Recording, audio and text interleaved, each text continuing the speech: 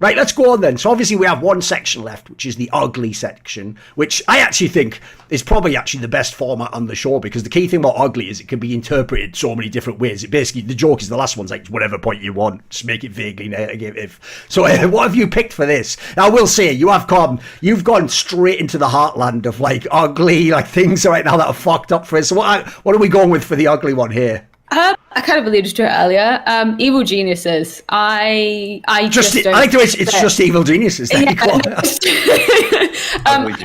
just yeah. They should rebrand to that, because I just don't get it. I don't get, like, I was really happy that we were seeing, you know, them taking a different approach, like bringing in like 2 extra squads and maybe having the sort of dynamic around like, oh, we can pick this player up from here and kind of try and make the main squad around this.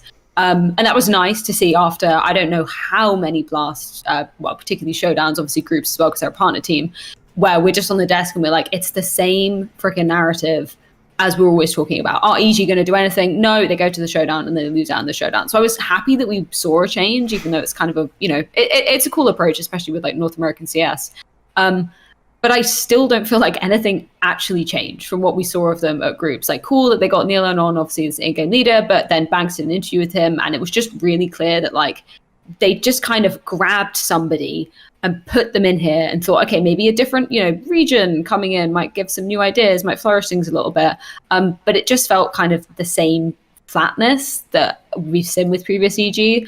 And I think particularly as when they got eliminated from the showdown back in spring, back in April, we were like, right, they actually don't have anything to compete in until the full group. So they've got all these months to try and do something, to try and rebuild, to try and, you know, maybe it's just my nostalgia calling for Cirque and Breeze, right? Like, hopefully having them come back and do something.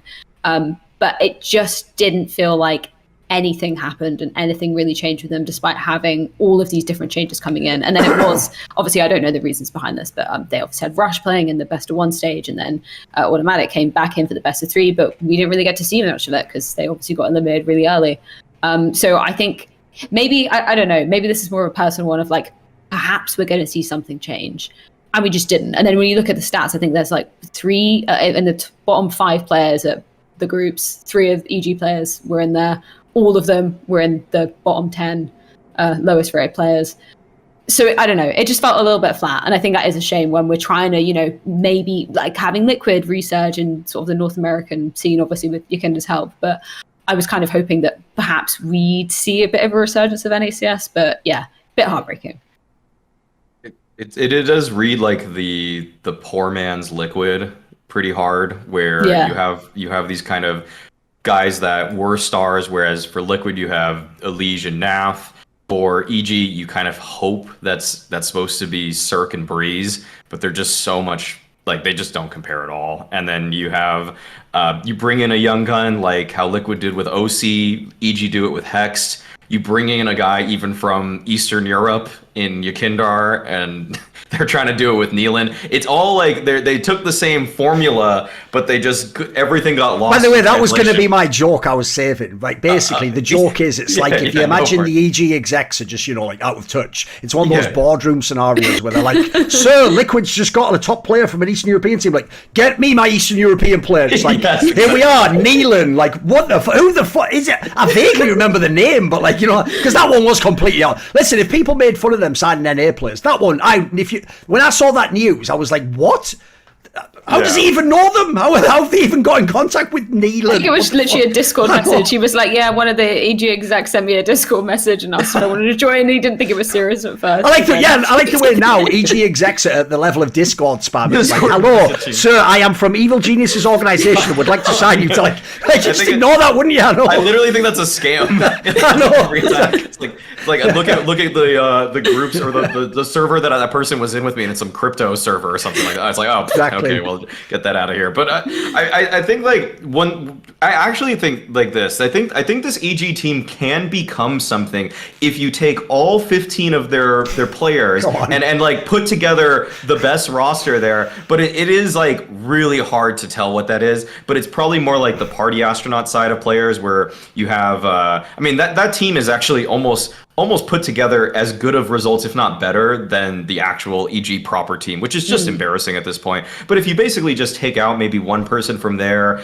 put in Automatic, and you take out, I don't know, another guy, and you put in, if you want to try out this Hex guy, you can do that. And I already think this team might straight up just be better. They're going to be more invigorated. They're going to, like, it's going to put Automatic into a new situation where he's going to bring a lot of experience and veteran just wherewithal. And there's something that's possibly brewing, but it's a long way from the final stages of this fermentation. Yeah, I'm definitely with you on that, because like that's another thing I find so weird. Even like when they initially announced they were adding those 2 other squads, it initially made sense, because I thought the whole premise was you would just come out with like a strict labeling, like, right, this is the academy squad, this is like, I don't know, like the farm team, that could be like the party astronauts one, then this is like the main team. And I thought even the premise was like not a bad one, which is like, as long as you play in the separate divisions and leagues, like the idea would be, you know, the main team would play in random open qualifiers that aren't blast or whatever, and then the farm team would play in we play, or the academy team rather. Yeah. If you did it like that, you could even sort of have like a real like promote and relegate people. Like the idea is, this is even a good angle, by the way, say Cirque isn't having a good get, but you could just put him on like the farm team for 6 months and let him get his shit back together, figure out how to use him, and then you bring him back. And the idea is, instead of, because this is one of the problems in CS right now, is anytime you sell or get rid of like one person who used to be good, the last thing you want is he goes to another team and figures his shit out and like revives his career, and then you're like, fuck, I could have had him in my team, but I just couldn't get through like 3 months of bad results basically. So they clearly do want to somehow rehabilitate Cirque and Breeze. Like, people know the story now that's been leaked about how much they make, and also like it's just the default thing that we all say, because we all remember what they were like in 2019 on LAN and how fucking insane they were. And in fact, people even forget in 2020 the period they had with Zeus, where they was tearing up NH, dominating every single tournament. Like, it's only a couple of years ago, but the problem is all of last year was the same story. It was like, right, give Cirque and Breeze more time, they're the ones that are going to make it. Then this year, same thing, like just put other people around them. Like, at some point those players themselves are going to have to be held accountable. Like, they've just never gotten it together. And unfortunately, like, I'm not the one who spread these rumours, but I get the feeling the community, this is almost leaked out, Maui, like the vibe the community has, I don't think they're wrong. The vibe is sort of like those players are a bit checked out. Like, they don't, Breeze especially just sort of seems like ever since we went online, it didn't seem like the same player. Because if people don't know, when I met this guy in 2019 when he was killing it on NRG and then EG, he actually was a really motivated player. Like, dude, he actually had the sort of drive back then. Like I do want to beat Astralis and be better. Like, he had that sort of thing. I know it's before we had the whole online period that affected many people's mental situations and what they're doing in their career, and